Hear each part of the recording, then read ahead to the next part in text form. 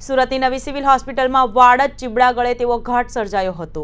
નવી સિવિલ હોસ્પિટલમાં ફરજ બજાવતા સિક્યુરિટી ગાર્ડે મોબાઈલ ચોરી કર્યા હોવાનો આરોપ મૂકવામાં આવ્યો છે। નવી સિવિલ હોસ્પિટલમાં સિક્યુરિટી ગાર્ડ જ મોબાઈલ ચોરી કર્યાનો આરોપ મૂકવામાં આવ્યો છે।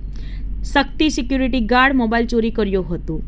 મોબાઈલ ચોરીનું સિમ કાર્ડ કાઢી નાખ્યું હતું અને મોબાઈલ માલિકે સિક્યુરિટી ગાર્ડને રંગે હાથે ઝડપ્યો હતો। હાલ પોલીસે કાર્યવાહી કરવાની તજવીજ હાથ ધરી છે। મોબાઈલ માલિકે કેમેરામાં કેદ કરેલા દ્રશ્યોમાં જાણવા મળે છે કે મોબાઈલ સિક્યુરિટી ગાર્ડ પાસે છે।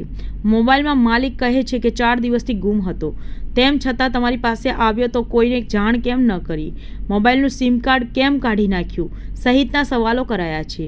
જ્યારે સિક્યુરિટી ગાર્ડ કહ્યું કે આજે જ મારી પાસે મોબાઈલ આવ્યો છે, મેં જાણ પણ કરી હતી, કોઈ ના આવતા પછી સિમ કાર્ડ કાઢ્યું હતું। બાદમાં તેણે કોઈ મેડમને ફોન લગાવ્યો હતો।